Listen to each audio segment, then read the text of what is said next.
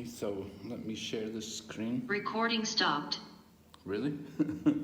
Recording in progress. Krishna.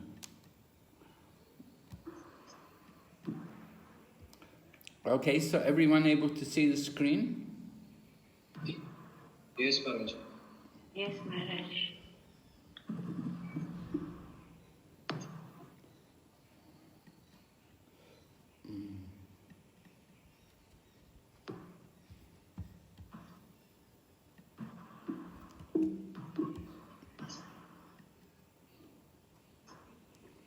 Okay, lesson 4. We're on 2nd chapter, and we're looking at this section on Gyan. Let's see. The review. Oh, the significance of Sri Bhagavan Vacha in the 2nd verse. Anyone like to comment on that? What was the significance of it? Sri Bhagavan Vacha? How do we understand this as being significant? Maharaji, I try to give some words.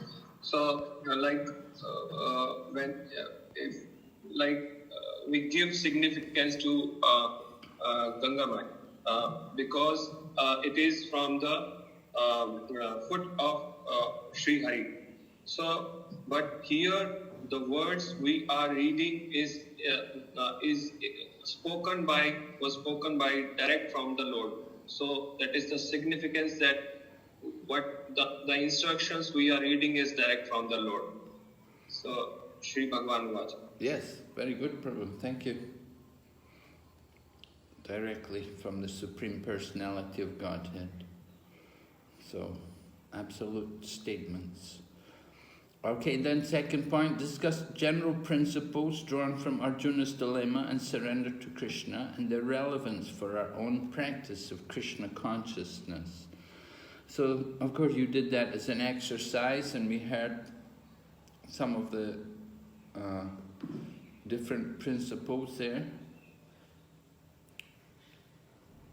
General principles, attachment to the family, bodily identification, these kind of things create the difficulty. And then, of course, we have to deal with non-devotees. It makes it difficult sometimes in our practice of Krishna consciousness. And then 3rd point, the concept of individuality of the soul, both in the conditioned and liberated states. That's stated very clearly by Lord Krishna, that we're eternally individuals. When we're in the material world or in the spiritual world, we remain individuals. Arguments to defeat Mayavadi concept of the soul merging after liberation. Did anyone come up with any answers to this?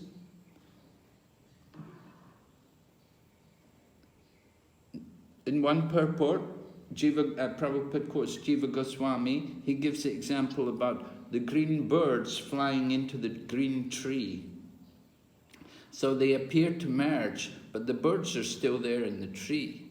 They keep their individuality. They fly into the tree, but they don't become one with the tree. They keep their individuality.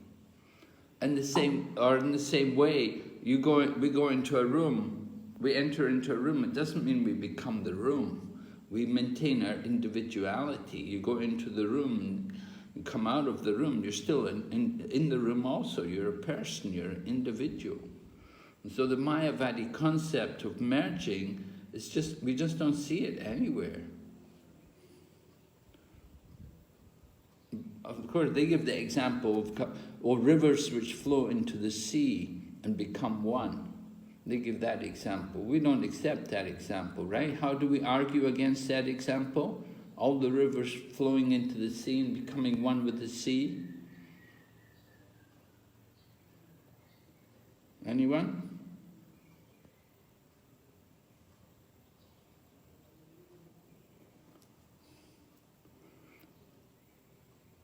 You haven't studied Nectar of Devotion yet, huh?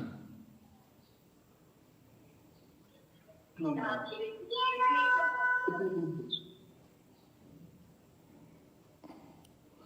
All right, so the example is given that in the Nectar of Devotion that, yeah, the rivers flow into the sea and become one, but within the ocean, there are so many aquatics. There's so many fish coming from the rivers, and they're flowing into the sea. They don't become one with the sea. They keep their individuality. There's fish, the aquatics, they're going into the ocean. They don't merge, they don't lose their individuality. They keep their identity. And so we don't accept their Mayavadi concept of merging. Then, next point, the process of transmigration in text number 13. And that's simply changing body. We change from one body, as we change in this body, from childhood to youth to old age. Similarly, the time of death, we give up one body and take another body. And then, from personal experience, the importance of the quality of tolerance and practical ways to achieve it. The importance of the quality of tolerance. Well, certainly for all of us as devotees, it's really important, it's essential.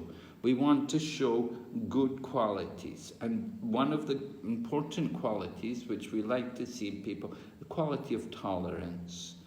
If we get all disturbed and easily angered and lose our impartiality, we become,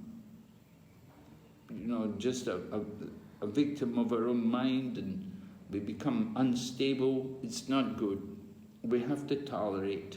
And the example is there in all the saintly persons.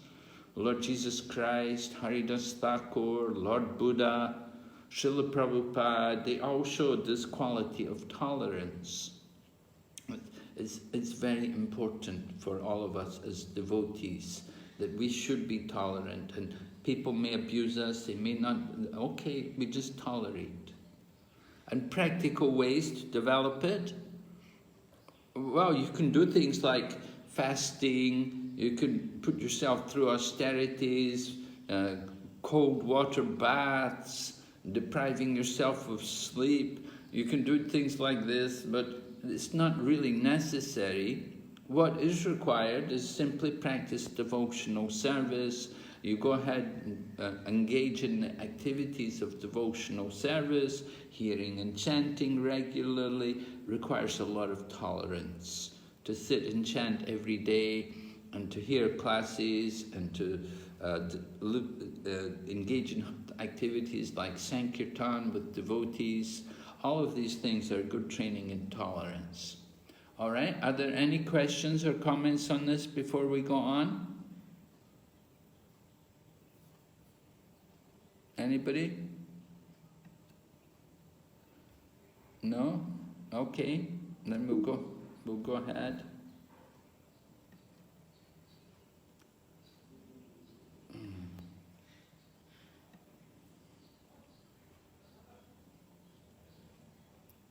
Krishna defeats argument of compassion.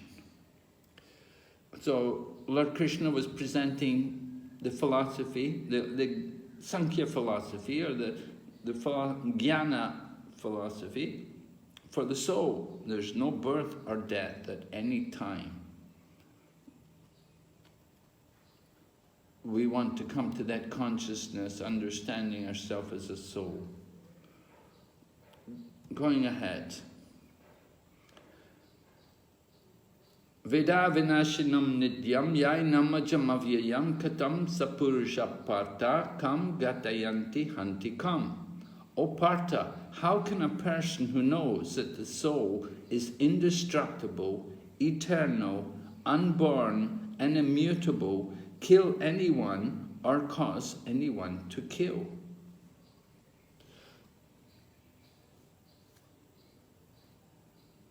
Okay, so there's a question being asked.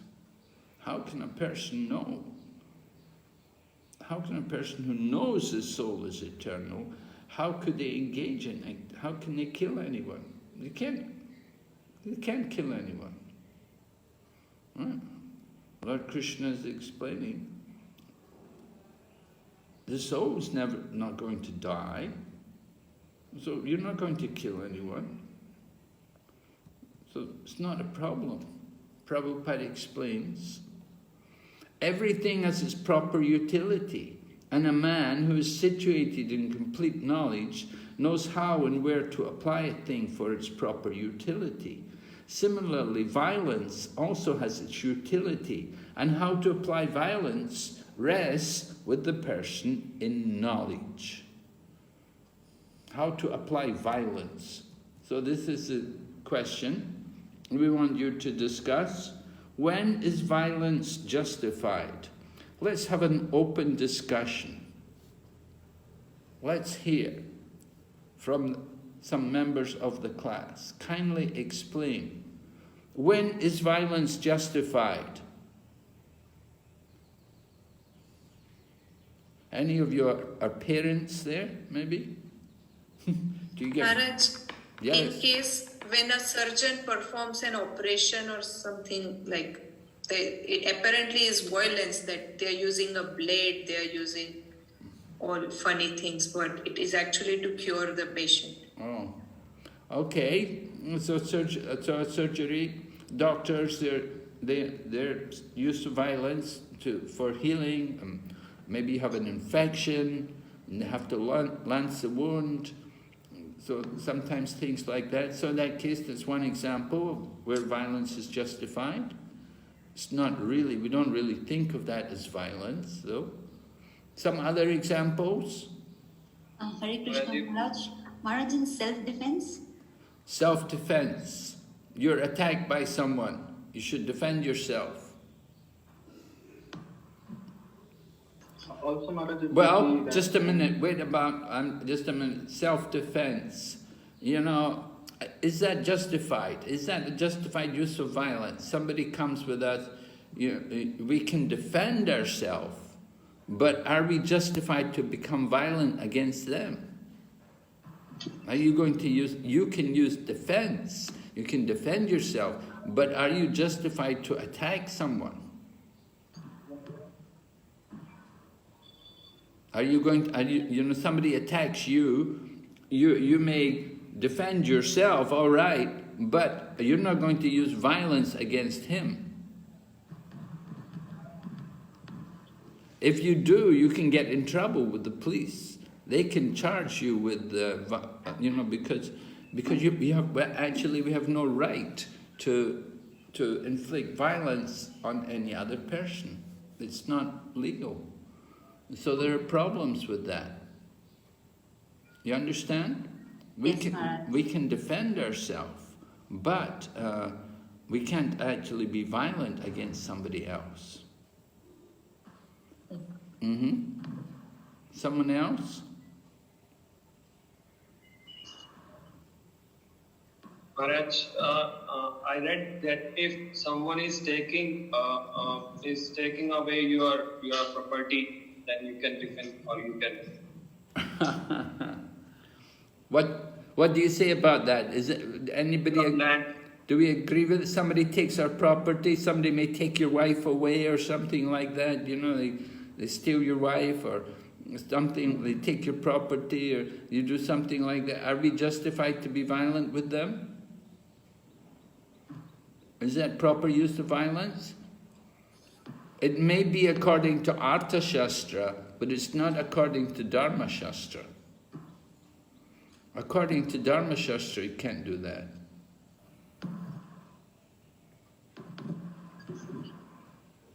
Whereas if someone is offending our Guru or Vaishnava, then... Well, you're going to cut out their tongue? If someone is offending, or if someone is getting violent on a Guru or Maharaj or a Sannyasi or to a Vaishnava, then there can be... Yeah, we should defend them. Yes, we should defend them. But are we justified to be violent against someone? No. You can defend the Guru, you can give protection to the Guru, but you don't have the real right to be violent against someone.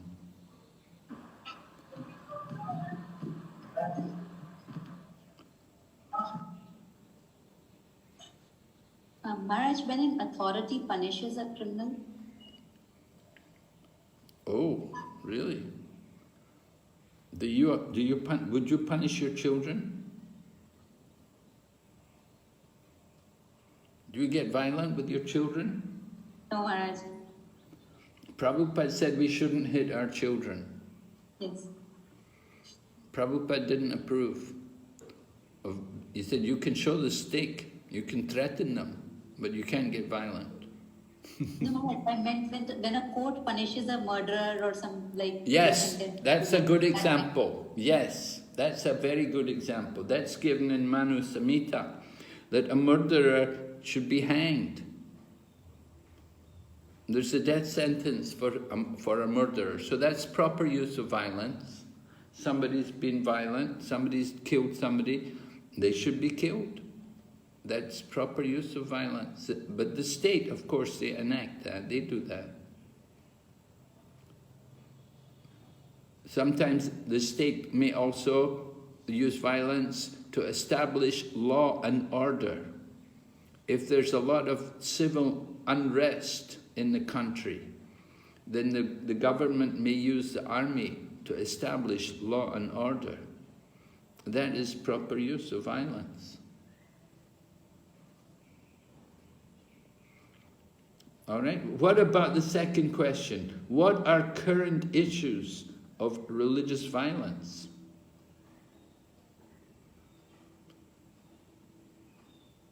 Are there any? Maharaj, this is basically misinterpretation of this Vedic, or we can say Bhagavad Gita or Purana or other Bible, you can say. So the message is same, but the people are misinterpreting it. So that is the only issue that is giving arising all the further issues, violence on the name of religious principles. Okay, so give some examples of religious violence in the world. In Muslims, it is said it is allowed to kill a cow, and they, on the name of religiousness, they kill cows or the other animals, but that is forbidden as per Srimad Bhagavatam, 1st Canto, 9th chapter, 26 shloka says that it is forbidden to kill animals. So we cannot kill. Even in Bhagavad Gita, Patram Pushpam Phalam Toyam, there also it is said not to kill animals. Okay. Anybody else like to comment? Current issues of religious violence? People kill in name of religion also. Yes. In the sense, if they are not following that particular faith, then they are considered as unbelievers or infidels, and then they kill. And there is a lot of bomb blasts and all we can see happening in lots of parts of the world. Yes, right. Bomb blasts and things. Yeah, there's the history of the world, actually. The history of the world, all the wars are all based on some kind of religious conflicts. The Great Crusades, it was all religious conflicts. And so it's just an ongoing thing in the world. And it's still going on today, of course. You have Hindu-Muslim riots, you have Muslim, Jews conflicts, you have Catholic Protestant conflicts. It's all over the world. Of course, it's the bodily concept. It's all based on the bodily conception. It's not actually really religion. All right, going ahead, then the final point. Why did Krishna, who is all loving, incite Arjuna to war? Did we discuss this already?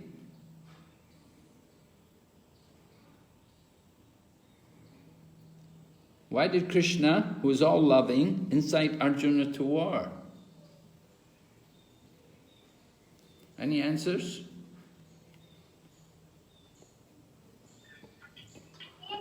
because it was Dharma Yuddha, Maharaj. So Sorry? it was necessary that it was a Dharma Yuddha, so it was necessary to kill who were on the other part, who were on the side of Adharma. Okay. Yeah, we could say that. That Lord Krishna brought them together, encouraged Arjuna to fight war on religious principles. Lord Krishna comes to establish Dharma, and in order to establish Dharma, it was necessary for the war. That's one reason. Anything else? Raj, can we say that whatever Krishna does is absolute, in the sense that his apparent so-called killing is also loving, in the sense whoever were engaged in the war, they got deliverance from the cycle of birth and death. So Yes. externally it may seem as violence, but it was for the ultimate good of everyone. Yes, it's a very nice point. Yes, very good, yes. Ultimately, everything Krishna arranges is for the good of everyone. The people who are killed on the battlefield, they all go back to Godhead. I was reading a version of Valmiki Ramayana, and it was describing about those monkeys. The monkeys. There were these great monkeys who had incarnated from different demigods, and Vali was one of them. So Vali is described as being the friend of Lord Ramachandra, but Vali was killed by Lord Ramachandra. So it's interesting, how does it happen that he's a friend of Lord Ramachandra, but he's killed by Lord Rama? Well, it was the arrangement that in order to bring the monkeys to help Lord Rama to search out Sita, Lord Rama had to get involved in the conflict between Vali and Sugriva, and Lord Rama had to kill Vali. And so, but actually Vali he's a friend of Lord Rama. They have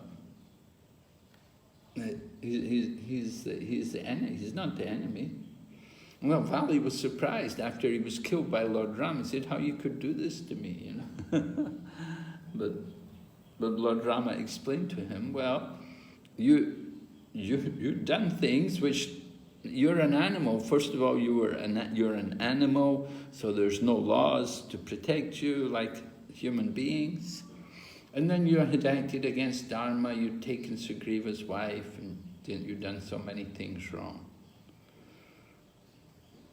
And so like that, Lord Rama, and similarly Lord Krishna, they're all loving, but they have to act, they have to do things. And Lord Krishna encourages Arjuna to war, to bring about a better situation in the world, to establish the devotees, to rule the world, to establish real Dharma. Okay, so violence certainly has its utility, but we should be very cautious about using violence. And we don't want to use it unless we have, it said, we should have control over our mind and senses. Before we try to use violence, we must be in control of the mind and senses. Otherwise, we become controlled by the senses. That's not good. Then the violence becomes rash. So Prabhupada could get angry, but he could control it.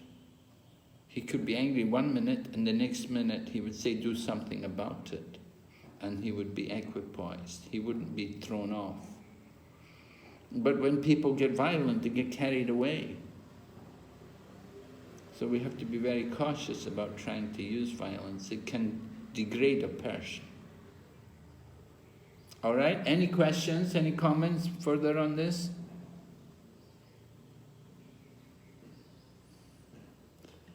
Okay, well, go ahead. Someone like to read this for me, please? You can The take... devotee of the Lord does not retaliate against the wrongdoer. But the Lord does not tolerate any mischief done to the devotee by the miscreants. The Lord can excuse a person on his own account, but he excuses no one who has done harm to his devotees. Therefore, the Lord was determined to kill the miscreants, although Arjuna wanted to excuse them. 1.35 purport. Thank you. So what were some of the, can you give some examples? Who were these wrongdoers? Who were the miscreants? Mischief done to the devotees by the miscreants? Can give some examples about miscreants who did mischief? Duryodhana, Dusashana, all the Kauravas. Okay, yes. Anything, any others? Maharaji, we have example of Durvasamani and Ambrish Maharaj. Okay, Durvasamani, yes. Yes. Anything else? Kans and Shishupal Maharaj. Sishupal and who else? Kans Maharaj. Kans. Comes. Okay. Yes. All right. So Krishna takes care of them. The Lord was determined to kill the miscreants, although Arjuna wanted to excuse them. Right? In the Kali Yuga, Lord Nityananda excused them, but this was not Kali Yuga. So Krishna not going to excuse them. Kali Yuga is different. All right, someone else read? Yes? Go ahead, read, someone. If you insult his devotee, the devotee may excuse, but Krishna will not excuse. This is Krishna's position. Therefore, be careful to insult a devotee. A devotee may excuse you, but Krishna will not excuse you. Krishna is so strict. He cannot tolerate any insult to his devotee. Therefore, this arrangement of fighting Arjuna wanted. Arjuna wanted, no, let them be excused. Krishna wanted, no, you must fight, you must kill them. Okay, a devotee may excuse them, but Krishna will not excuse you. Krishna is so strict. Cannot tolerate the insult to devotees. So, particularly which devotee has been insulted here? Arjuna. Yes, Draupadi has been insulted, right? That's certainly a very strong factor in favour why they have to have this battle. That Draupadi has been very insulted. There has to be some arrangement to satisfy her. Any other examples about this? Where devotees are not, where somebody insults a devotee and they suffer for it? Hare Krishna Maharaj. Yes? Maharaj, I heard in a lecture, it comes from Sri Chaitanya Charitamrita, that a person called Chapal Gopal, who chastised Sri Vas Thakur, so later on he affected by some disease and he went to Sri Lord Chaitanya. So Bhagavan Chaitanya did not forgive him and asked him to go to Sri Vas Thakur for ask forgiveness. Yes, So, right. Yes, he got leprosy actually, that Gopal Chapala. He got leprosy, he had to leave the village, he had to go out the village, and his whole body became riddled with leprosy, and until he got forgiveness from Srivas Thakur, he had to suffer. All right, we'll go ahead. Maharaj? Yes? Maharaj, please may I ask you a question over here? Okay. Maharaj, in this thing we read, it says that devotee may excuse our insults or offenses, but Krishna doesn't.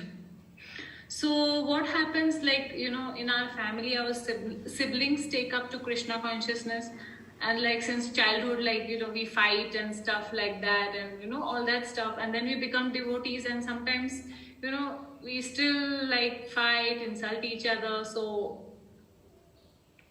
can you please throw some light on that? Well, hopefully in the family, you have quarrels and fighting and so on. It's not very serious. we don't take, we hope that naturally there'll be some friction between each other. You don't always agree with each other, but somehow or other you put things aside and you get along because you're a family. And so Krishna understands that situation.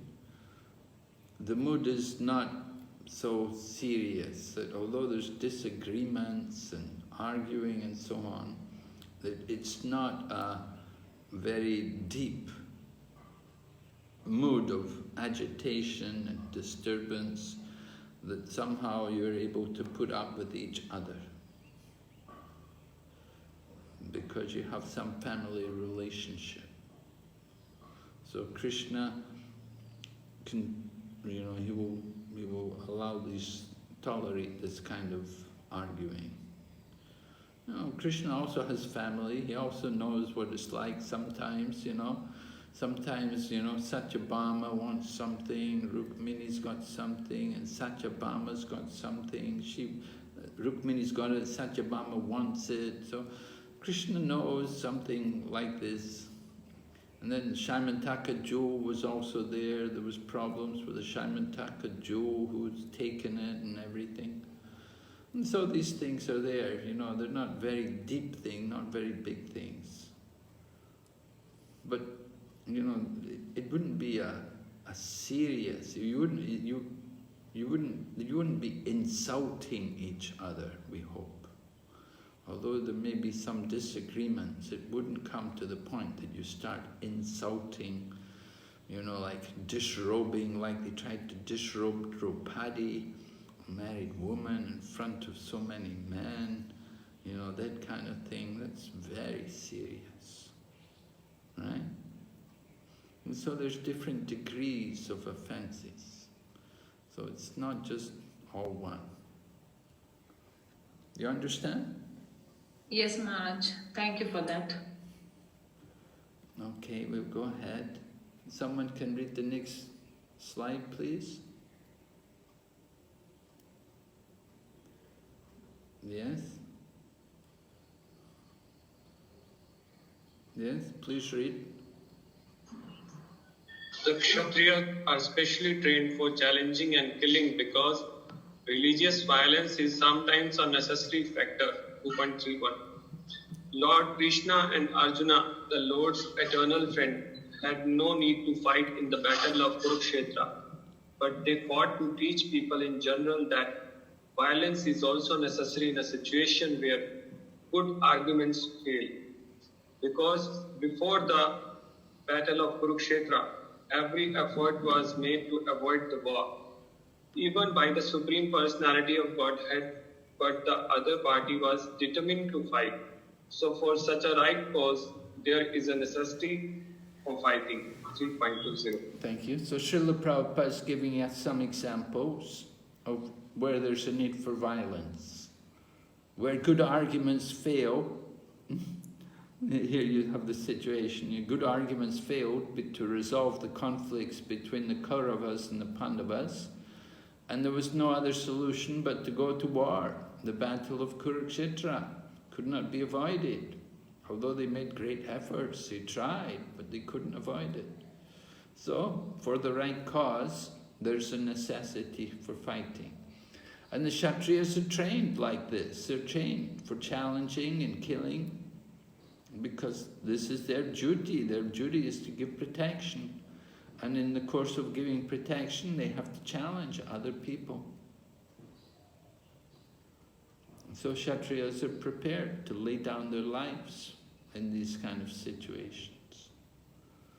And of course, the training, the example is there, how in the past, the kings of Jaipur, they were given a sword and they would go out into the jungle and they would have to hunt a tiger. And they have to kill the tiger with their sword, practically, with their bare hands. And then only they are qualified to become the king or to sit on the throne in Jaipur. And the heads of so many different tigers are there in the palace at Jaipur. You can see how they brought back the beast. They won the right to sit on the throne. So this is Kshatriyas, they have that mood, and they're trained. And they're prepared to die on the battlefield. They don't go home defeated. This is another aspect of the Kshatriya duty, that either he will win the war or he will die on the battlefield, but he does not go home defeated. And Prabhupada told the story that there was this one king, he came back after the war and he had no army, and he told, open the doors, I'm your husband, open the doors, let me in. I've been defeated, I went to the war, I got defeated. And the queen replied, my husband does not come home defeated. Either he wins the war or he will die on the battlefield. So she said, you cannot be my husband, you must be some imposter. So don't open the doors. So they didn't let him in. So that's the example. Okay, going ahead.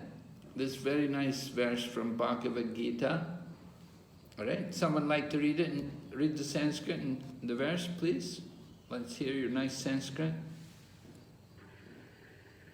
Hare Krishna Maharaj. Yes, Mataji, please. Vasati jenani yata vihaye navani dhrena naro parani tatha sharirani vihaye jalinani anyani sanyati navani devi. I need to read the English translation also, Maharaj. Yes. As a person puts on new garments, giving up old ones, the soul similarly accepts new material bodies, giving up the old and useless ones. All right, so when you get a new dress, you're happy, right? When you get a new sari, you're very happy. You like to wear new clothes, show everyone, you like my new sari, you like my new dress. We don't lament when we get the new cloth. In the same way, when we get a new body, there's no reason to lament.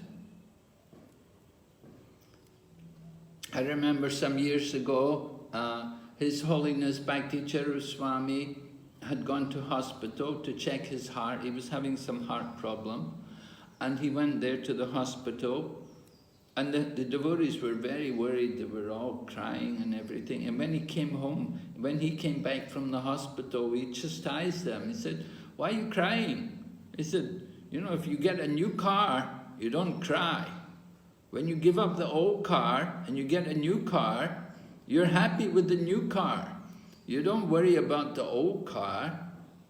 And when you get the new dress, you're not lamenting about the old dress. So the body is like that. It's like the old vehicle or the old dress. So you give up the old, useless one, you get a new one. No reason to lament. Very nice example given by Lord Krishna. All right, let's have somebody else chant the next verse.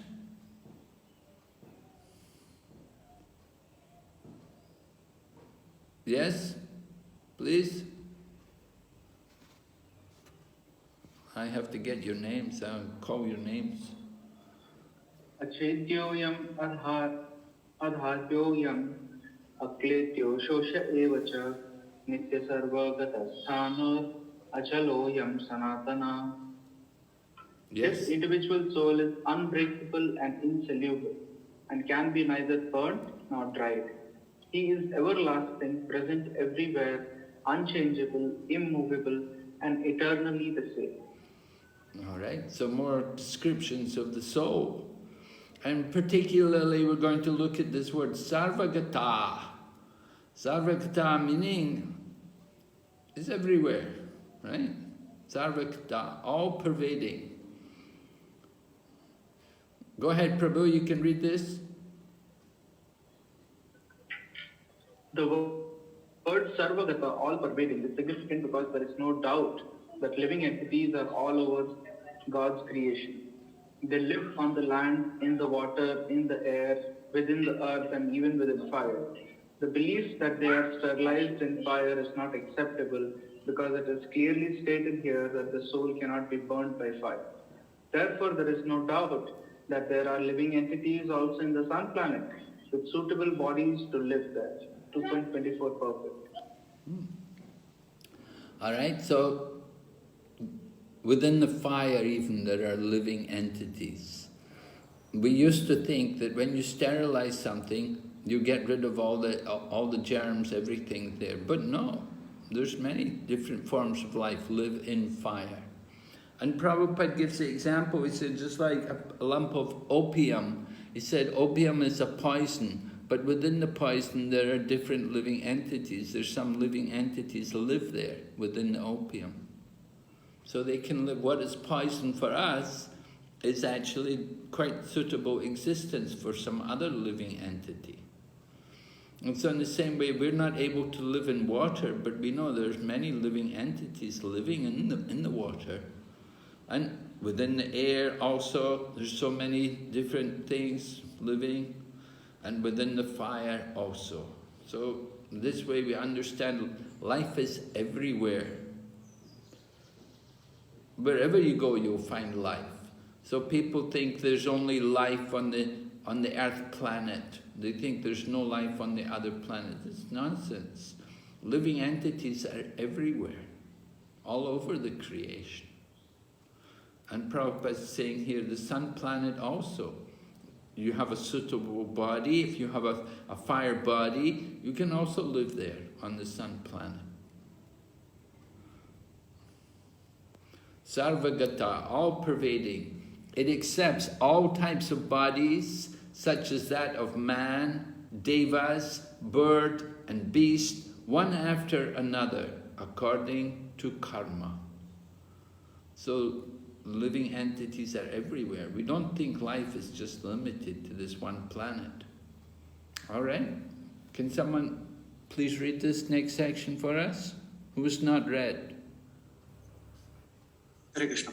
Yes, please read. There are still yogis in India who early in the morning take a bath in 4 dhamas, Hardwar, Jagannath Puri, Rameshwaram and Dwarka. Within 1 hour, they'll take a bath in 4 places. They'll sit down in one place, and by the yogic process, within few minutes, will get up and dip in this water. So the spirit soul has so much freedom, sarvagata, to go anywhere he likes. But our impediment is this body which curtails our freedom. Right. So Prabhupada is describing about some people that got this mystic yoga power, that they can take bath in one place and next minute they'll come up in another place, far away. And so some people have this yoga power. So this, and Prabhupada said, the spirit soul has so much freedom, can go anywhere he likes. But our impediment is the body. Because of our body can't go everywhere, but the soul can go. The soul can go to these different places. Can you keep reading, Prabhu, please? Yes. So if you can get rid of this material body and be situated in the spiritual body, you may be just like Narada Muni, who can move anywhere. He has a spiritual body. He is free to move anywhere, like spacemen who are trying to travel in space by machines. There is no necessity for machines. Anartha, anarthi, Maya. The machine is made of Maya, but you have your own power, which is very speedy, but it is being curtailed. Therefore, one should be very careful how to get the soul out of the enchantment of this material body. That should be our first concern. Bhagavad Gita 2.5, 25-7. Thank you, Prabhu. Yes. So Prabhupada is explaining like this.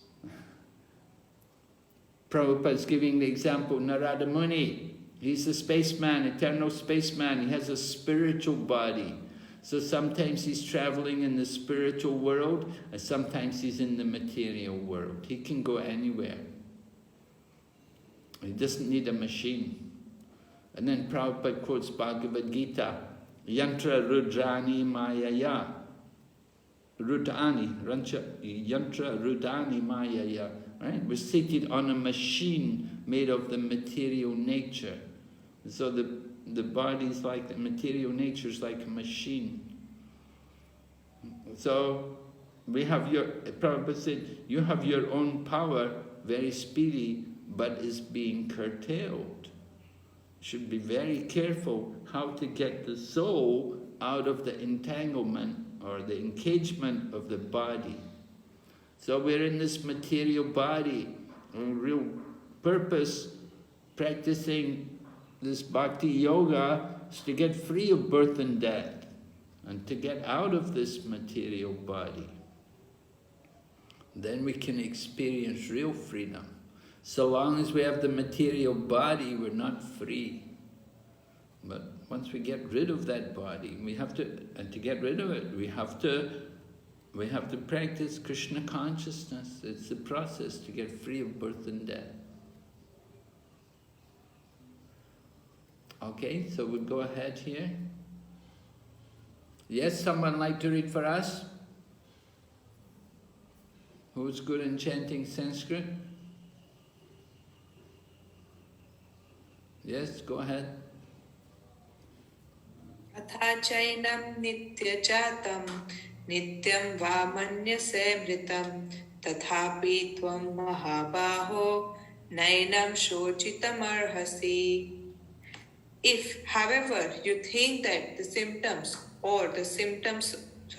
if you think that the soul or the symptoms of life is always born and dies forever, you still have no reason to lament, O mighty aunt. Okay, so Lord Krishna is describing here, because there are different philosophies, people have different philosophies. If you think that the soul is always born and dies forever, you have no reason to lament. If the soul is, some people describe like that. They say, some Buddhist masters, some of the Buddhist teachers, they describe the soul, that they talk about the soul, but they have a material understanding of the soul. And they say that ultimately the soul will become nothing, because that's the Buddhist philosophy. The Buddhist philosophy is about the voidism, right? They want to make everything void, and they say ultimately there's nothing. So the soul also becomes nothing. So they have a material conception. And then, of course, there are people who don't believe in the soul at all. They think there's just the body, there's only the body. Anyway, whatever philosophy you believe in, either way, you should fight. Lord Krishna is explaining these different philosophies to defeat all of Arjuna's arguments. Right? Can someone read this for us? Hare Krishna Maharaj. Yes.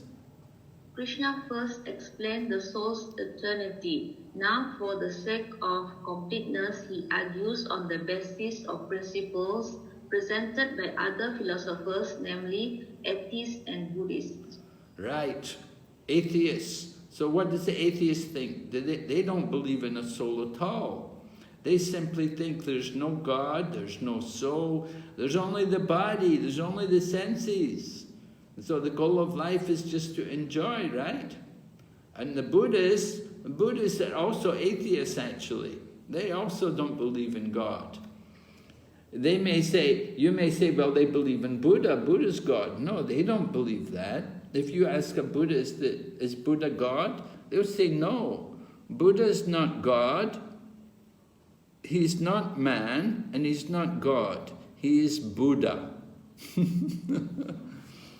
So you have to deal with the Buddhists. It's quite tricky. You can really have difficult arguments with them. Anyway, Buddhists, some Buddhist masters do speak about the soul, but as I said, they have a material understanding of the soul, and they think the soul is created and it can be destroyed. They don't believe in the eternal spiritual nature. So, Krishna is explaining the soul's eternality, but he wants to explain about other philosophies. For the sake of completeness, he's presenting other philosophies, atheism and Buddhism. All right? the next part. Now there's a bit more here. Yes, go ahead, Mataji. If all the assembled warriors are factually eternal souls, there is no reason for lamentation because no one will die on the battlefield. But if Arjuna accepts the argument for non-existence of the soul, then he should not be afraid to fight. After all, how can he be a killer of a combination of chemicals? Oh, right? If there's no soul, right? If Arjuna accepts the argument of the non-existence of the soul, in other words, there's no soul, then he should not be afraid to fight. Why? Because who is he killing? He's just killing a combination of chemicals. Everyone's just a combination of chemicals, right? You are a combination of chemicals. Yeah, I don't think if you're a married person and you tell your wife, my dear wife, you're just a bag of chemicals. It's not very nice compliment for someone. But this is the philosophy. If you don't believe in the soul, then what is life? Then life is just simply a combination of chemicals. So Prabhupada, or the point is made here that if Arjuna says there's no soul, then you should still fight because you're just killing chemicals. There's no problem. It's not a big loss. Some chemicals. There's so many more chemicals. And if we are all eternal souls, there's no reason to lament. Why? Because no one will die on the battlefield, because we're all souls. We're all souls, we're not the body. Right? Remember I told you when they asked Prabhupada, how old are you? What did Prabhupada say? Do you remember? When the young man asked Prabhupada, how old are you? What did Prabhupada say? You don't know? You want to bring them to the spiritual platform. What are you going to say?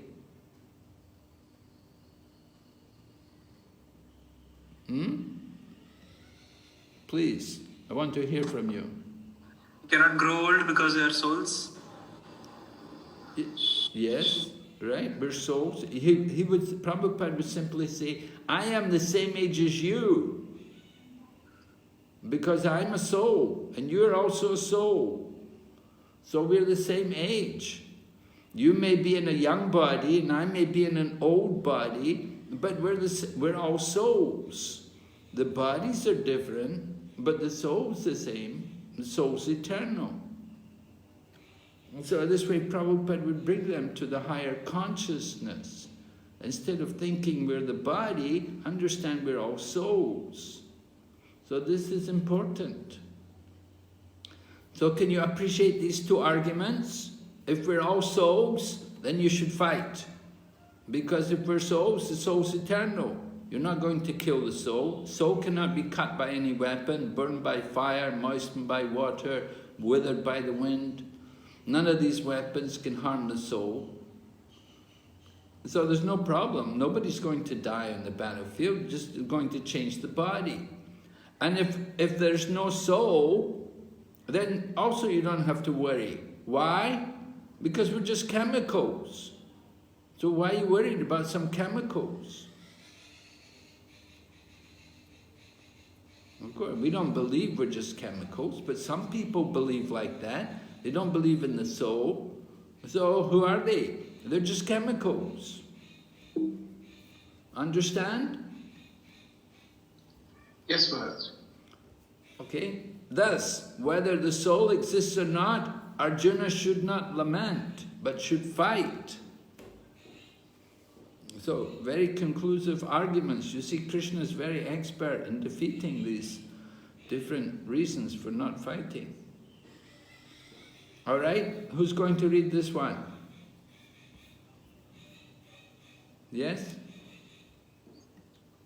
So in any case, Srila Prabhupada concludes, so in any case, whether Arjuna accepted the Vedic conclusion that there is an atomic soul or he did not believe in the existence of the soul, he had no reason to lament. According to this theory, since there are so many living entities generating out of matter every moment, and so many of them are being vanquished every moment, there is no need to grieve for such incidents. If there were no rebirth for the soul, Arjuna had no reason to be afraid of being affected by sinful reactions due to his killing of his grandfather and teacher.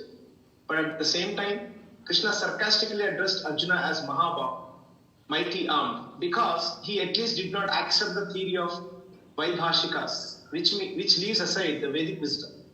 As a Kshatriya, Arjuna belonged to the Vedic culture, and it behooved him to continue to follow its principles. Purport 26. All right, so the theory of Vaibhashikas, there's a couple of philosophies like this mentioned in Prabhupada's purport. So Vaibhashikas, as Prabhupada said, they leave aside the Vedic wisdom. So how do they understand life? They don't believe in the soul. Or they say life is just simply a combination of chemicals. It's come about due to actions of the elements in the material nature.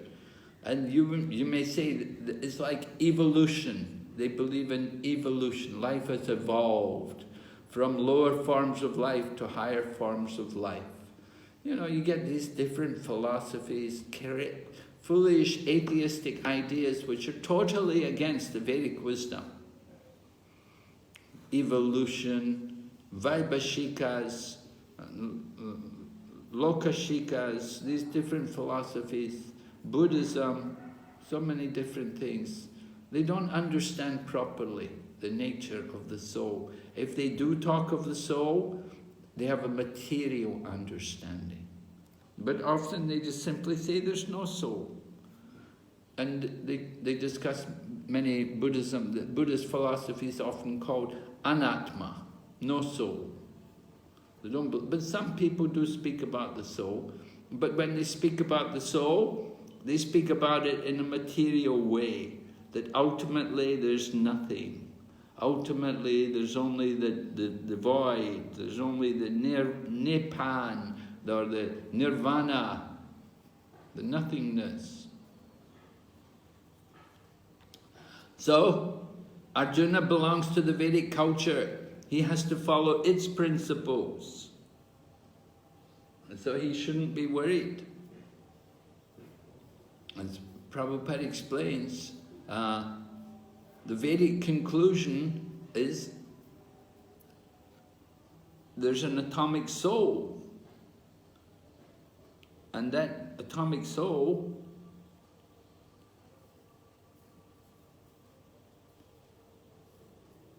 is not going to die, it's eternal.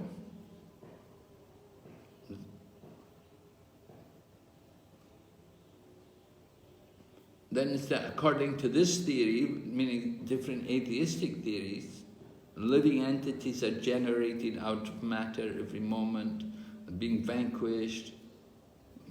Why worry about it?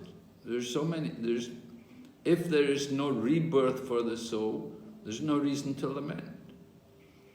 We're just chemicals. Okay? So, Prabhupada is defeating these arguments. Go ahead, Prabhu, read the rest of this. Same one, Maharaj.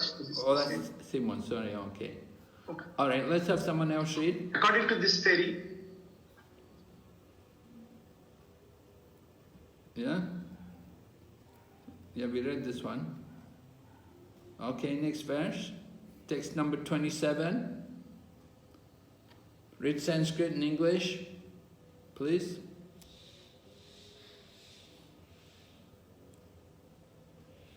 Hare Krishna, who's not read? Yeah, go ahead. Jatasya hi dhruvo mrityur dhruvam janma mritasya cha tasmad apariharyathe natvam shochitum arhasi. One who has taken his birth is sure to die, and after death, one is sure to take birth again. Therefore, in the unavoidable discharge of your duty, you should not lament. 2.2. Okay, this is a nice verse to quote sometimes, and people need to hear this. We've taken birth. Because we've taken birth, we have to die. But what is death? Death is just simply the change of body. So, after death, then we take birth again. We're going to take another body. That is what the law of nature, the nature of life. We take one body, we live in one body for some time according to our karma, and then we give up that body and we'll take another body. So Lord Krishna is explaining this. You shouldn't avoid doing your duty, and you shouldn't lament. We should understand the nature of life. Krishna is still dealing with Arjuna's argument of compassion. Why, Arjuna is thinking being compassionate, don't kill, but everybody going to die. That's inevitable for everyone. Prabhupada said the death rate is the same as always been. The death rate is 100%. Nobody conquers over death. Everyone has to die. We take a birth in the world, you have to die. Leave the body. But the next life, that's important. Where are you going to take your next birth? That's important. And so devotee is very careful to make the best use of this life so that we can get the good birth in the next life. Srila Prabhupada's purport. Yes, Prabhu, you can read for us? Who read the verse? One has to take birth according to one's activities of life, and after finishing one term of activities, one has to die to take birth for the next. In this way, one is going through one cycle of birth and death after another without liberation. This cycle of birth and death does not, however, support unnecessary murder, slaughter and war. But at the same time, violence and war are inevitable factors in human society for keeping law and order. Yeah, there's a bit more. Go ahead. The battle of Kurukshetra, being the will of the Supreme, was an inevitable event, and to fight for the right cause is the duty of a Kshatriya. Why should Arjuna be afraid of or grieve at the death of his relatives? Since he was discharging his proper duty, he did not deserve to break the law, thereby becoming subjected to the reactions of sinful acts, of which he was so afraid. By avoiding the discharge of his proper duty, he would not be able to stop the death of his relatives, and he would be degraded due to his selection of the wrong path of action. Point 27. Thank you, Prabhu. All right, so Prabhupada is describing here the nature of duty. Cycle of birth and death doesn't support murder, slaughter and war, but sometimes violence is inevitable. Just to keep law and order, it's necessary. So we said, battle of Kurukshetra was necessary, you couldn't avoid it. And then, Arjuna's duty, he shouldn't be afraid. He shouldn't be so much concerned about the death of his relatives. He did not deserve to break the law. So Arjuna is worried about the sinful reactions. But if he avoids the proper duty, then he's going to be guilty. He's going to get sinful reactions. And by not doing his duty, by not doing what he was supposed to do, he's bringing sinful reactions on himself. But if he will perform his duty properly, he will see he doesn't get reactions. Just by not doing his duty, he won't be able to stop the death of his relatives. And he will be degraded because he took the wrong path. He made the wrong choice. If he chose not to fight, that's the wrong path. He's going to get problems. It's going to disgrace him. It's going to be put into disrepute. People will not honor him anymore. And he's a Maharati. So one who has been honored, dishonor is worse than death. So it will be very painful for Arjuna. Okay, we'll go ahead, text number 28. Who's going to read? Who's still not read? Yes? Yes? Krishna Maharaj. Yes? Avyaktadini bhutani vyakta madhyani bharata avyakta nidanani eva tatra ka paridevanam. All created beings are unmanifest in their beginning, manifest in their interim state, and unmanifest again when annihilated. So what need is there for lamentation? Thank you, Maharaj. Yes. Lord Krishna is describing here phases of time. Unmanifested in the beginning, then manifest, and then unmanifest again. Why lament? Read Mataji. The purport here. Mataji, who read that sloka, you please continue read the purport. The material body has no factual existence in relation to the eternal soul. It is something like a dream. In a dream, we may think of flying in the sky or sitting on a chariot as a king. But when we wake up, we can see that we are neither in the sky nor seated on a chariot. The Vedic wisdom encourages self-realization on the basis of the non-existence of material body. Therefore, in either case, whether one believes in the existence of the soul or one does not believe in the existence of the soul, there is no cause for lamentation for loss of the body. Wait. Oh, okay. All right, so Prabhupada's explaining here, just like a dream. The material body is just like a dream. We're dreaming like that. We're dreaming, I'm this body. We're dreaming, I'm a man, I'm a woman. Like that, we identify with the body. But it's just like a dream. In the dream, we dream so many things, not real. We dream a tiger is chasing us. It's not really happening. So we have to see through the illusion of the material world. Therefore, we have to become self-realized. We have to understand our actual identity as spiritual beings.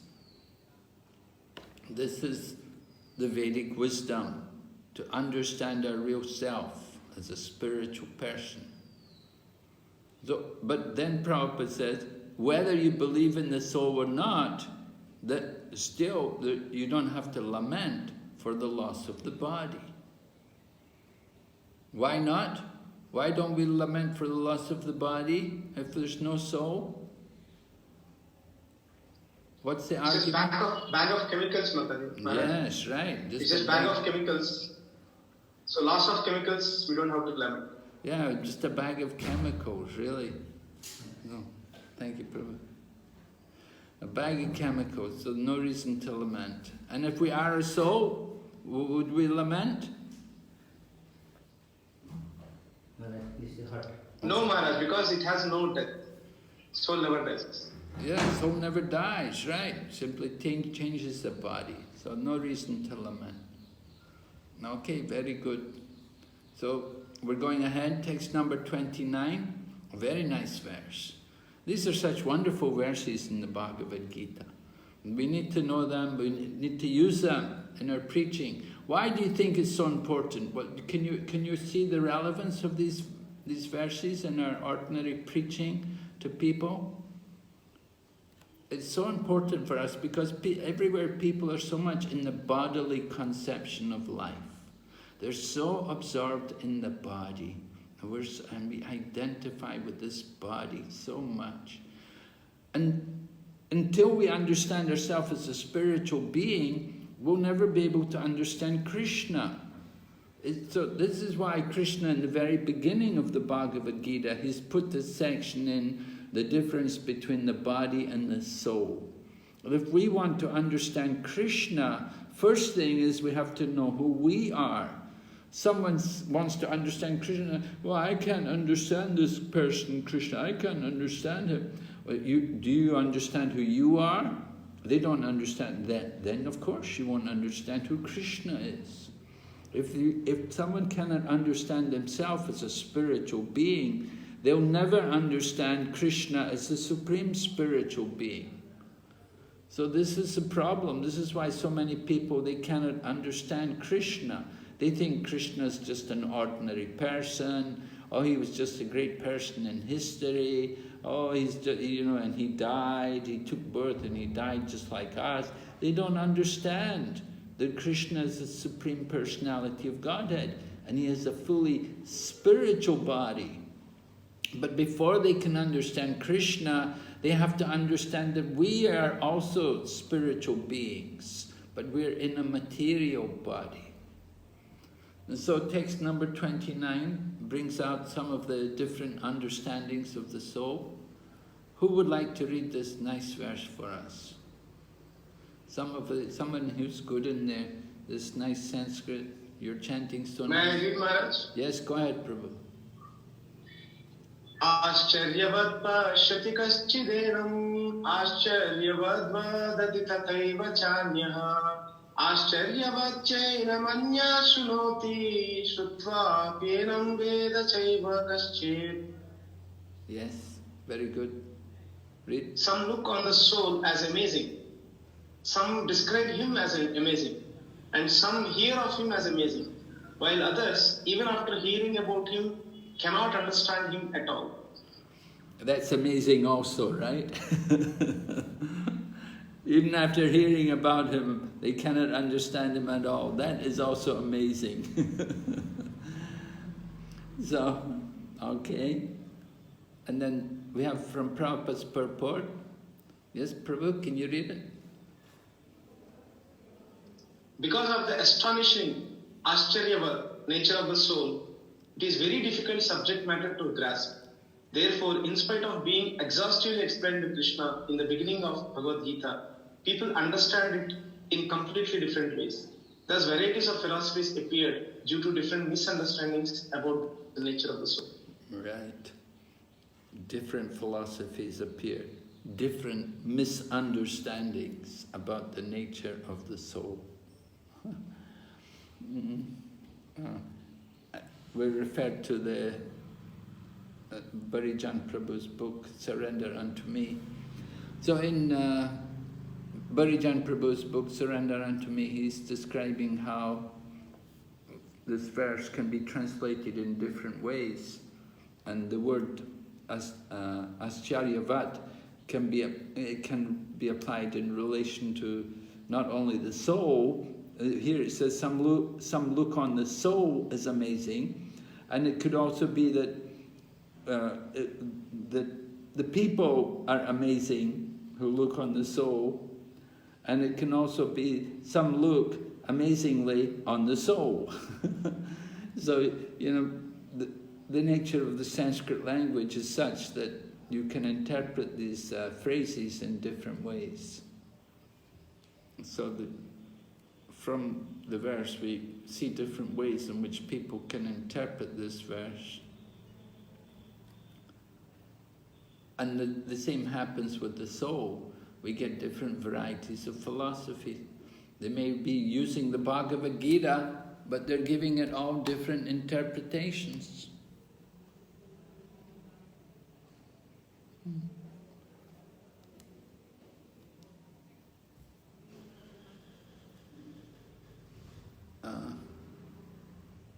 Srila Prabhupada's purport. Yeah, can you read the purport, Prabhu?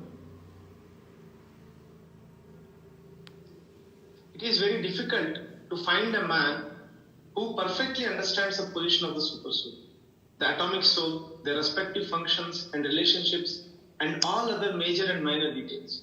And it is still more difficult to find a man who has actually derived full benefit from the knowledge of the soul, and who is able to describe the position of the soul in different aspects. But if somehow or other one is able to understand the subject matter of the soul, then one's life is successful. Jai. If one is somehow or other able to understand the subject matter of the soul, then one's life is successful. So, Prabhupada is saying the difficult, understand the position of the super soul. Of course, many people, they believe it, they're monists. The monists, they simply believe in one soul. They don't believe in the soul and super soul. They simply think soul only. The oneness, the monists, they're talking about the Brahman within everyone. So they're Advaitavadis. They don't believe in the soul and super soul. They simply think the oneness. So that's there. That's an argument, one argument which comes up.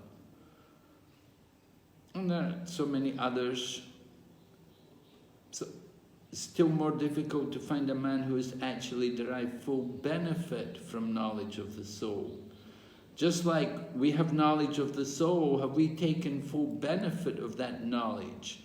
We may know, we've learned, I'm not the body, but have we realized that?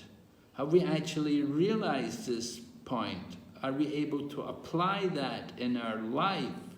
That I'm not the body, I'm a soul. Of course, it's very, very difficult. It's a very advanced stage to actually be detached from the body and to just think of ourselves as a soul. So taking advantage, full benefit of that knowledge of the soul, that's important. And who is able to describe the position of the soul in different aspects?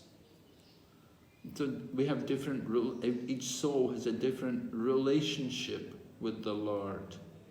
That is also there. What is the rasa there between the soul and the super soul, between the Lord and the living entity? So these things have to be understood very carefully to understand the real nature of the soul. So there's jnana, that's the knowledge, we simply learn, but then vigyan, the realization, to be able to apply that knowledge in practice, not so easy. If we understood, if we really realized we're not the body, we're the soul, then we won't need to eat so much, we won't need to sleep so much, we won't spend so much time worrying about the body. We'll be on a higher level of consciousness. We'll be more concerned with the soul. So this point comes out in this verse. Okay. Prabhupada continues. Can you continue reading, Prabhu? The easiest process for understanding... The easiest process for understanding... Go ahead, one of you. Continue. Okay. The easiest process for understanding the subject matter of self, however, is to accept the statements of the Bhagavad Gita spoken by the greatest authority, Lord Krishna, without being deviated by other theories. But it also requires a great deal of penance and sacrifice, either in this life or in the previous ones, before one is able to accept Krishna as the Supreme Personality of Godhead. Krishna can, however, be known as such by the causeless mercy of the pure devotee and by no other way. 2.29. Oh, thank you. So a very powerful purport here from Srila Prabhupada. That Prabhupada is saying, we need to do a lot of penance and sacrifice in this life or in previous ones before we're able to accept Krishna as the personality of Godhead. So, have we done that? I don't think I did that. I don't know about you, but then how can we know Krishna? Well, we can know Krishna simply by the causeless mercy of the pure devotee and by no other way. So we really want to understand Krishna, we have to get the mercy of the pure devotee. We have to take advantage of the mercy of the pure devotee. Of course, Srila Prabhupada is giving his mercy to everyone. Who is going to take advantage of it? if we take advantage of it, then we have to take part in the Krishna consciousness movement and the activities of the society. And we have to follow Prabhupada's program for Krishna consciousness by chanting and hearing from Srimad Bhagavatam, these things. Then we can take advantage of the mercy of the pure devotee. We can come to know Krishna.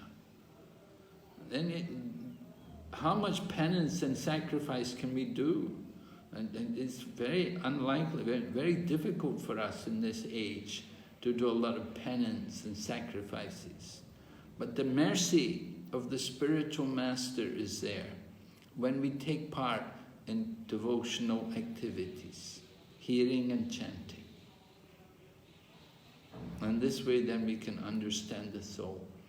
So Krishna has defeated Arjuna's... Hare Krishna Maharaj, I have a question in relation to what we just read, Maharaj. Okay. So is this correct understanding, Maharaj, that some form of piety is required to come to Krishna consciousness? Or, because it says both. In the first half it says that, to know Krishna, there is a lot of penance and all required. But in the later half it says about only the mercy of a pure devotee. So I'm kind of confused here, Maharaj. Well, to get accepting the mercy of the pure devotee also requires us to do some penance and sacrifice. We have to take initiation from the pure devotee, we take shelter and we follow his instructions. There's a lot of penance and sacrifice in that. But it's not like the penance and sacrifice as we are thinking, maybe previous lives and so on, that we have to do some great things, great penance. No, if the penance and austerities in relation to the pure devotee are all in relation to the bhakti yoga process. So we get the mercy of the spiritual master through bhakti yoga. But when we just read, we just hear about penance and sacrifice, we think, oh, I have to do these things. But certainly piety is required to understand Krishna. We know from the Bhagavad Gita, to take up bhakti, remember the verses there, that people who have acted piously in previous lives and in this life, and who are freed from the reactions of sinful activities, then they engage themselves in my service with determination. So, the devotee read this verse and they went to Prabhupada and asked Prabhupada, so did I become a devotee because of my piety? So Prabhupada replied, do you know how Prabhupada replied? No, Maharaj. The devotee asked, did I become a devotee because of my piety? Prabhupada said, I am creating your piety. So Prabhupada is creating also our penance and sacrifice also. That's our piety. It's all done through Srila Prabhupada. You accept Srila Prabhupada's instructions and you follow his teachings and you become qualified. We see in Srimad Bhagavatam also, they were asking, Maharaj Rahugana was asking Jad Bharat, where did you get this devotion? And what did Jad Bharat say? He said, you only get it by taking the dust from the feet of the devotee. You have to take the dust off the feet of the devotee and smear it all over your body. So that means the mercy, the causeless mercy of the pure devotee. And similarly, Hiranyakashipu asked Prahlad Maharaj, where did you get all this devotion? And Prahlad Maharaj said the same thing. You have to get it from the devotee. You get bhakti from a bhakta, from somebody who's got devotion. We don't get bhakti just simply by doing penances and sacrifices, but we get it from the devotee, somebody who's got bhakti, they can give us bhakti. All right? So that is the mercy of the pure devotee. And the pure devotee will arrange for us to do some kind of penance and sacrifice, you know. Sacrifice. What is sacrifice in the Kali Yuga? Kali Yuga Dharma Hari Nam Sankirtan. We do Sankirtan, that is the sacrifice, the Yuga Dharma. We don't think of it as a sacrifice, but that is actually the real sacrifice in the Kali Yuga. You engage in the Kirtan, the chanting of the holy name. And the penance, what is our penance? What penance do we do? Eat prasadam. A great penance, right? So, do you understand the mercy of the pure devotee? Yes, Maharaj, thank you. So that means piety is definitely created when we come in contact with the pure devotee. Rest the things follow. Oh, yes, definitely. Yeah. Yes, Maharaj. Thank you, Maharaj. There are different levels of piety. You see, there's piety, it can be in the mode of passion, it can be in the mode of ignorance, it can be in the mode of goodness. So this is what we call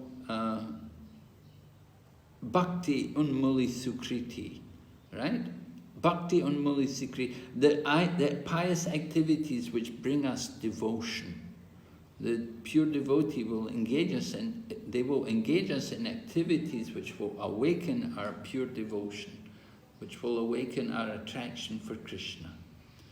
The pure devotees, the spiritual teachers, they'll tell us, go on Sankirtan, go and join the Kirtan, chant the holy name. That's a sacrifice. You're getting a lot of spiritual benefit by that. When we join the Kirtan, we do the Kirtan, and when we read the Bhagavad Gita, we chant the verses of Bhagavad Gita, it's a great sacrifice. Very powerful. And it brings us the mercy of the pure devotee. All right? So this is how we can understand Krishna. We want to understand Krishna, we have to go through the pure devotees. And the pure devotees will give us the devotion. By the devotion we can understand Krishna. Krishna says he can only be understood by devotion. Where do we get devotion from? We get it from the devotees. We get it from the pure devotee. They give devotion. Right? The pure devotee is the personification of a holy place. So by contacting the pure devotee, you come in touch with that spiritual potency which can awaken our Krishna consciousness. We just have to take advantage to follow the instructions. Is that all right? Yes, Maharaj, thank you. Okay, we'll go ahead. We're looking at how Krishna defeats Arjuna's arguments. So Arjuna's compassion has been defeated by Lord Krishna explaining jnana, or we may say sankhya, or simply he was explaining the knowledge of the soul and the difference between the soul and the body. And in this way, Arjuna's compassion was completely defeated. Now, other reasons: enjoyment, sinful reaction, and indecision. They're also going to be thrown out the window when we hear about karma kanda. Karma kanda, the path of karma, the path of fruitive activities. Of course, karma kanda is not a spiritual activity. It's not on the yoga ladder, but Lord Krishna explains it a little bit briefly, just to defeat some of Arjuna's reasons. Later on, Krishna will give a higher explanation. He'll give other reasons to defeat it, but he also is introducing this karma kanda concept, just to help some people to understand how material desires can also be achieved through following the instructions of Lord Krishna. So, karma kanda, we're going to hear text 31, right? Who'd like to read this verse for us?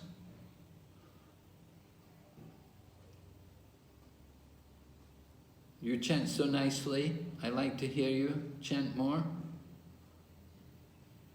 Yes? Please, don't be shy. Who's not read? Okay, somebody who's read, you can read again. Swadharmamapi chaveksha navikampitum dharmyadhi yuddha shreyo anyat kshatriyasya na vidyate. Considering your specific duty as a kshatriya, you should know that there is no better engagement for you than fighting on religious principles. And so, there is no need for hesitation. All right, so Lord Krishna is stressing to Arjuna, you have your duty as a kshatriya, so you should know you have to fight according to religious principles. No need to hesitate. Kshatriyas don't hesitate to fight. They're happy to go into the battle because it's an opportunity for them. What's the opportunity? What will happen to a Kshatriya? He dies on the battlefield. Where will he go? Heaven. Yes. He goes to Shurgaloka. He'll go to Dhruvaloka, will he? Oh, okay. Shurgaloka. Oh, Swargaloka, right, heaven. Swargaloka, right. You'll go to heaven. So will you enjoy there in heaven if you go to heaven? Is there enjoyment there? They say that, Maharaj. Huh? They say so. They say so. Yeah, what kind of enjoyment have they got there? What are they doing? Much sophisticated material enjoyment, but at a very higher level, much more finer, subtle. They have long life, they have very good looks, they're very intelligent, they're pious, right? So all of these things are there in the higher planets. There's no disease. They don't suffer like this. They don't have virus like us. So for some people, that's their goal. They like the thought of going to heaven. In places like Hong Kong, they will often name the apartment building as heaven. Even we see our Bombay temple, they named that building Heaven on Earth, right? Heaven on Earth, my goodness. They called that, when they put up that new building there at Juhu, they called that extension, the new extension with all the marriage halls, Heaven on Earth. Oh my goodness. So heaven, for some people, that's the goal. They're happy to go to heaven. Of course, you go to heaven, you cannot stay there. You have to come. So if Arjuna fights, and if he's killed in the battlefield, he goes to heaven. And if he wins the battle, then he enjoys the kingdom. But what happens if he doesn't fight?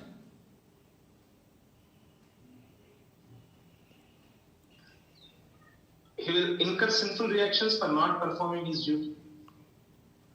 Yes. What will happen to him particularly? He will lose his fame and people will call him a coward. Yes, right. He'll be called a coward. He will lose his fame. And he is, he's a big name. He's a big man. He's a Maharati. So he's given a lot of respect and honor. So, is that not very easy for him, is it? Very shameful for him. Difficult. So he's encouraged, better you fight. Okay. Krishna answers Arjuna's objection of enjoyment. Dharmadi yajashriyanyat kshatriyasya navidyate.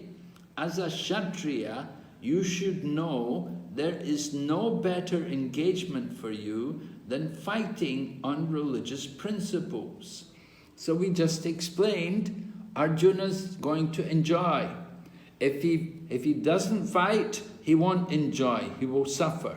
But if Arjuna fights, if he loses, he will go to heaven, and if he wins, he will enjoy the kingdom.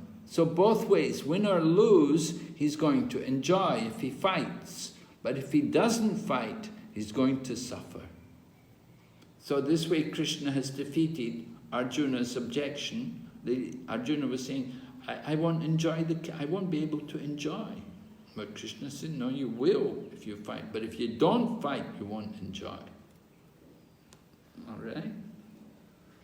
Then we bring up the subject about prescribed duties, Swadharma. All right? Someone like to read this for us? What is your Swadharma, Prabhu? Your Swadharma is to read for us. Hare Krishna Maharaj. Yes, thank you, Maraji. As long as one is not liberated, one has to perform the duties of his particular body in accordance with religious principles in order to achieve liberation. When one is liberated, one's Swadharma, specific duty, becomes spiritual and it is not in the material body concept. All right. So are you liberated, Maraji? No, Prabhu. No, Maharaj. You're not liberated, right? Okay, you're like us. Yeah. So you're in the, so what is our duty? What do we have to do? What is our Swadharma?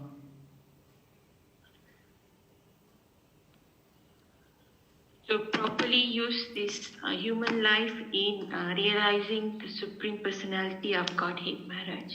Yes. Prabhupada explains. Read the next paragraph. The bodily plane Swadharma is called Vanasharma Dharma, or man's stepping stone, or stepping stone for spiritual understanding. Discharging one's specific duty in any field of action in accordance with the orders of higher authorities serves to elevate one to a higher status of life. Bhagavad Gita 2.31. So when we're not liberated, we have to do our Swadharma according to Varnashram Dharma, right? On the bodily plane, Swadharma is called Varnashram Dharma. According to Varnashram Dharma, of course, man's stepping. So what about women? Well, women also have their Swadharma, Stri Dharma, right? Women's duties and men's duties, like that. So it's spiritual understanding. So we have to do our duties. And then Prabhupada concludes it at the end. Discharging one's duty in any field of action in accordance with the orders of higher authorities serves to elevate one to a higher status of life. So follow the orders of higher authorities. That's always good for us. We accept the authority, accept somebody's our authority, and we take their instructions, we do what they tell us to do, okay. That way we're elevated. So two Swadharmas, one is material, is you follow Varnashram, somebody's a Brahmin, Kshatriya, Vaishya, Sudra, different duties. Of course, we don't practice so much like that, we practice Daivi Varnashram. Daivi Varnashram means whatever you do it for Krishna. Right? You may do work of a Brahmana, sometimes you're working as a Sudra. Sometimes we're doing the puja, sometimes we're doing the cleaning, cooking. Sometimes we're doing the making money also, the Vaishya. And so you have to do a lot of things. So we do it all for Krishna, Daivi Varnashram. We're not liberated, so we're following Varnashram Dharma. And somebody else is liberated, what about them? They also do their Swadharma on the liberated platform.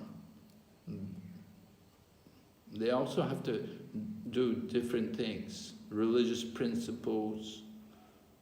We have duties. They also have to do puja. They have to chant. They have to do different things. They're liberated souls. They may be liberated, but they have to act. So the Swadharma, it may be spiritual, it may be material. The spiritual Swadharma, We can read about, for example, the Goswamis. What were they doing? They were chanting, they were offering obeisances, worshipping the deity, studying the scriptures, all of these things. This is for the liberated souls. They spend their time in this way. So 2 types of Swadharma are there. Hare Krishna, Maharaji. Yes? Yes. Maharaji, can we correlate Swadharma with constitutional position as stated in first canto of Srimad Bhagavatam? Constitutional duties or position is stated there. What part in the Srimad Bhagavatam are you talking about? In the first canto, I don't remember the... Savai Pumsam Parodharma? Savai Pumsam Parodharma Yathopatyam. Is that what you mentioned?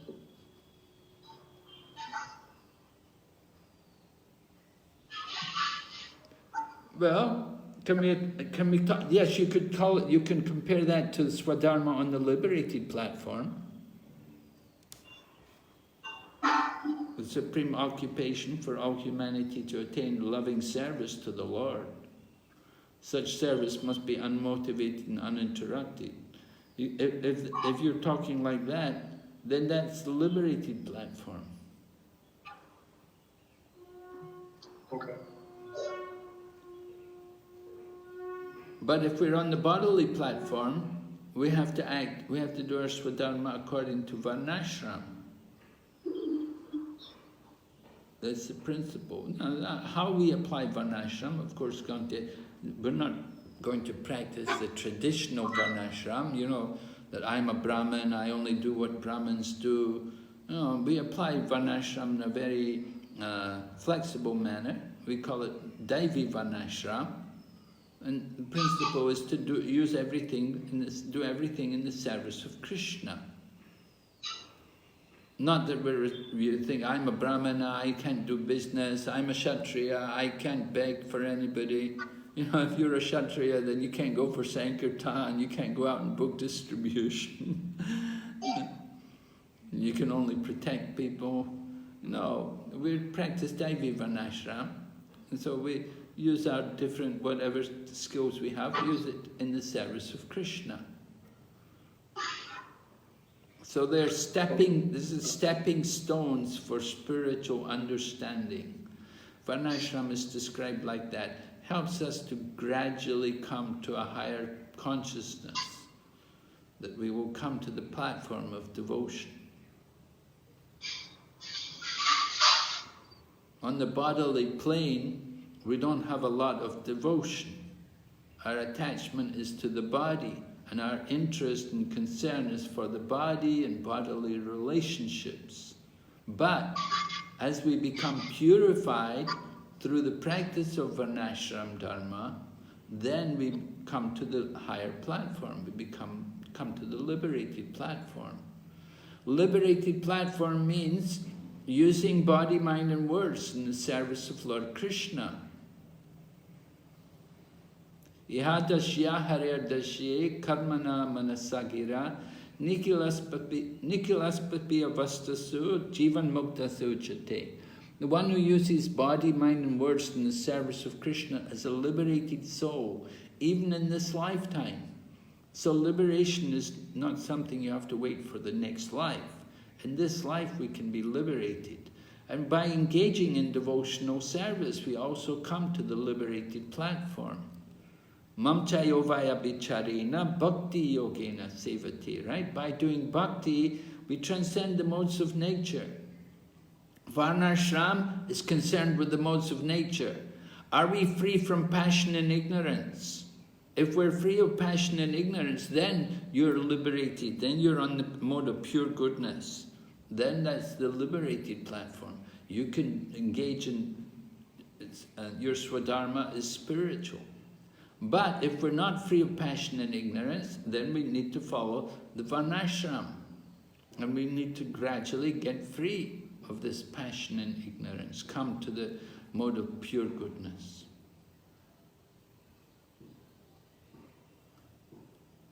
Is this all right? Are you clear? Thank you, Maharaj. It's clear. So 2 types of Swadharma. All right? Both ways you have to fight. Both ways you have to fight. Krishna is trying to put Arjuna in the dilemma. This way or that way. You must have to fight. If you think that you are not in bodily concept of life, then it is my order. Right? You're not in the bodily concept of life, then you're under the orders of Krishna. It's your duty to surrender to Krishna. And Krishna said, it's my order. You must fight. But if you think that you are in bodily concept of life, then you are a Kshatriya. You must fight. Both ways you have to fight. This is Krishna's conclusion. So you see Arjuna's 2 Swadharmas. The first one is not in the bodily concept of life. He's a liberated soul. What is the duty of the liberated soul? The liberated soul's duty is to follow the order of Krishna. And if he's in the bodily concept of life, his duty is to follow Varnashram. And in Varnashram, he's a Kshatriya. And the Kshatriya has to fight. So this is Krishna conscious, Krishna's conclusion, you see. Krishna is so smart, he's so clever, you know, he's just defeated Arjuna every way. That you have to fight. You can't get out of this. No way. So, Krishna defeats Arjuna's argument of sinful reactions. Swarga dwaram apavritam. O Partha, happy are the Kshatriyas to whom such fighting opportunities come unsought, opening for them the doors of the heavenly planets. Right? Krishna is telling Arjuna, this is karma kanda. He said, you can go to heaven. You will enjoy heaven. Even the Kshatriyas are happy. Even if they lose the battle, not a problem. They're going to die on the battlefield. They'll go to heaven. It opens the doors to heaven. Oh, enjoyment. Karma. This is karma kanda. The path of enjoyment. We want to enjoy our karma. So Krishna is encouraging Arjuna that you will enjoy. You do your duty. You fight. You can go to heaven. Of course, the devotee doesn't want to go to heaven. And then, how to defeat Arjuna's argument about sinful reactions. Atachet tvam imam dharmyam sangramam na karishyasi tata swadharmam kirtim cha hitva papam avapshyasi. If, however, you do not perform your religious duty of fighting, then you will certainly incur sins for neglecting your duties and thus lose your reputation as a fighter. So Arjuna was worried that if I fight, I will get sinful reactions. But here Krishna is saying, if you don't fight, you will get sinful reactions. If you do not perform your duty, then you will certainly incur sins. So Krishna, every argument Arjuna gave, Krishna defeated each and every one of them. If you don't fight, that's sinful. You're going to get reactions. Prabhupada explains, if he abandons the battle, not only would he neglect his specific duty as a Kshatriya, but he would lose all his fame and good name, and thus prepare his royal road to hell. In other words, he would go to hell, not by fighting, but by withdrawing from battle. Arjuna was thinking if he fought, he would go to hell. Krishna said, if you don't fight, you're going to hell. Karma kanda. People will always speak of your infamy, and for a respectable person, dishonor is worse than death. For one who has been honored, dishonor is worse than death. Certainly it's true. People who have, when they're honored and then when they're dishonored, it's so painful. Then 35, that was 34, text 35. The great generals who have highly esteemed your name and fame will think that you have left the battlefield out of fear only, and thus they will consider you insignificant. Lord Krishna is really hitting into Arjuna that, you know, these other generals, they were respecting you, but if they see you leaving the battlefield, they're just going to think you were a coward. You left, you were afraid. They will never think of you again. They will consider you nothing. You will become nothing. You won't even be worthy to be the dust in their feet. So your name and fame will be ruined if you don't fight. And then text 36, your enemies will describe you in many unkind words and scorn your ability. What could be more painful for you? So in this way, Lord Krishna is explaining to Arjuna that you should really think carefully about this. You were saying you don't want to fight, but if you don't fight, you're going to really bring problems on yourself. So Arjuna was arguing about sinful reactions, but Lord Krishna shows that his arguments were not substantial. They were unfavorable. They did not establish any real purpose. Krishna answers Arjuna's objection of indecision. Arjuna was saying, I don't know, should I fight? I don't know what I should do. Is it right or wrong? Remember in the beginning of 2nd chapter? So now Lord Krishna is saying, O son of Kunti, either you will be killed on the battlefield and attain the heavenly planets, or you will conquer and enjoy the earthly kingdom. You don't have to be indecisive about it. Both ways you will enjoy. You should be sure. It's good. Be decisive about doing something. If you're indecisive, oh, I don't know, should I do it? But if you're very decisive about it, then either you're going to be killed on the battlefield, or you will conquer and enjoy the kingdom. And so another argument of Arjuna's is defeated. And now, text 38. Sukha dukke same kritva labha labho jaya jayo tato yudhaya yujyasva naivam papam avapsyasi. Do thou fight for the sake of fighting, without considering happiness or distress, loss or gain, victory or defeat, and by so doing you shall never incur sin. So Krishna, as we've put on the top here, Krishna is making a transition. Lord Krishna was speaking about sakama karma yoga, or it was worse, before it was karma kanda, then it became sakama karma yoga, and now Krishna is bringing it to niskam karma yoga. So progression there. Karma kanda was very material, just simply outright desire to enjoy, but sakama karma yoga was, okay, I'll do my duty, but I want to enjoy the result. But now Krishna is speaking niskam karma yoga, and Krishna is saying, just do your duty. Don't worry about happiness and distress. Sakama karma yoga, you're worried. You want to enjoy. You want to enjoy the results. But niskam karma yoga, you don't think about it. Victory or defeat doesn't matter.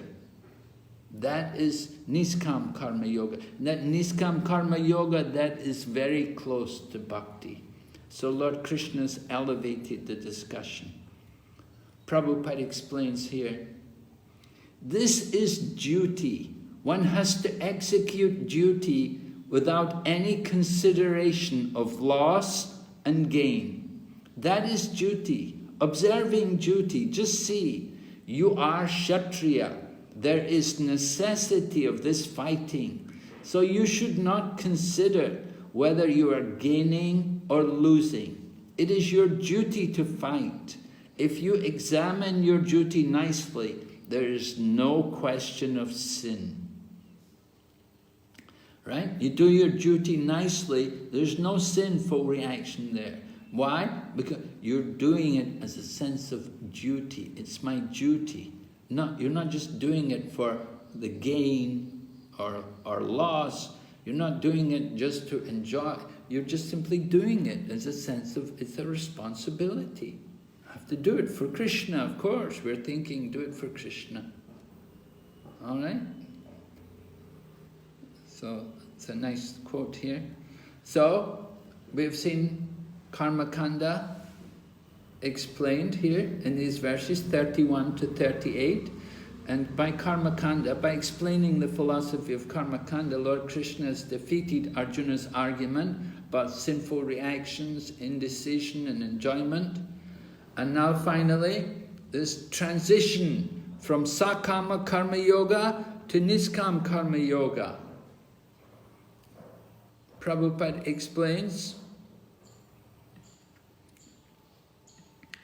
Sama means equanimity, being unchanged in all circumstances.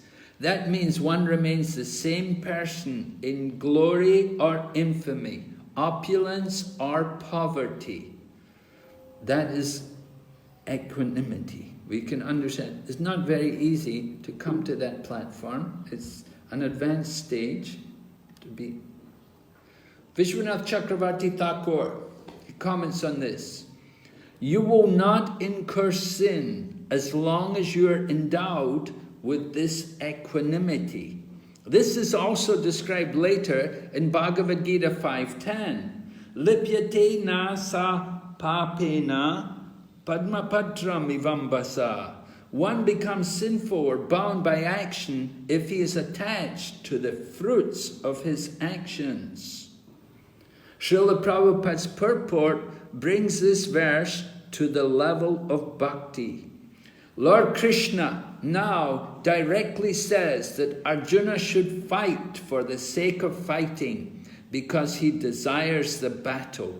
There is no consideration of happiness or distress, profit or gain, victory or defeat in the activities of Krishna consciousness. Everything should be performed for the sake of Krishna's. For the sake of Krishna is transcendental consciousness. So there is no reaction to material activities. From the purport of text number 38. All right? So we've completed the lesson today. Just to review what we've been discussing. First of all, understanding. We explained the process of transmigration, text 22. Remember, Vashamsi Janani Nata Vihaya, changing the dress, like changing the body. Transmigration. So death is simply the change of the dress, it's the change of the body. And then we discussed about Swadharma. Two types of Swadharma, one for liberated souls and one for people in the material world, not liberated. Those who are not liberated, they follow Varnashram. And we give the practical approach to following Varnashram according to our position. According to our position. For different people it's going to be different. Do what we're supposed to do. It may mean taking instructions from superiors. That's also part of Varnashram. Then preaching application, appropriate and inappropriate application of the utility of violence in relation to the battle of Kurukshetra and current issues of religious violence. So the utility of violence, we spoke about that there is proper use of violence. In some situations it's appropriate. In some situations it's not. We have to be very cautious about how to use violence. It shouldn't be rash and just simply motivated by the mode of passion or ignorance. That is the point. And then the spirit of a Kshatriya, described text 33 to 35, the spirit of the Kshatriya, that he will die on the battlefield. He's happy to take part in the battle. He's come to enjoy the battle. And even he dies on the battlefield, it's not a problem because he will go to heaven. And if he wins, he will enjoy the kingdom. He doesn't go home defeated. So Krishna defeated Arjuna's arguments, such as fear from sinful reaction. Krishna said, sinful reactions will come if you don't do your duty. And enjoyment. Krishna said, you will enjoy, win or lose the battle, but if you don't fight, you won't. And then indecision. Krishna said, you have to decide, you have to do it. You've come to the battlefield, now you have to do it.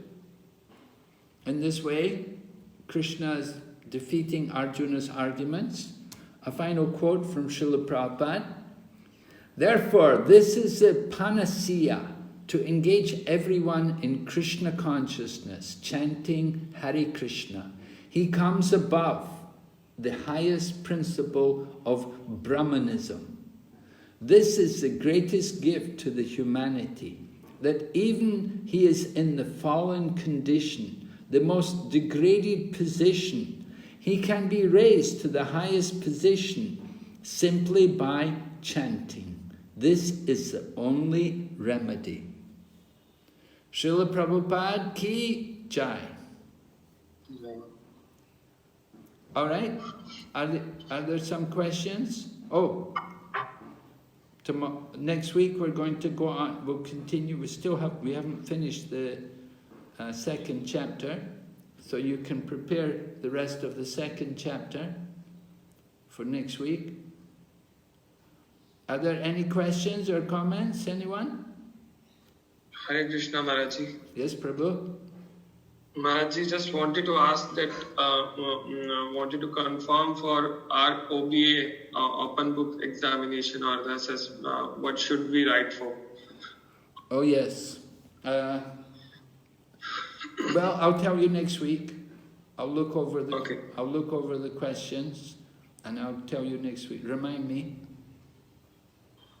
Yeah. Sure, Maharaj. Yeah. And we'll tell you. I think you have to write 2 essays for that. Okay, any other questions? Are you keeping up with everything okay?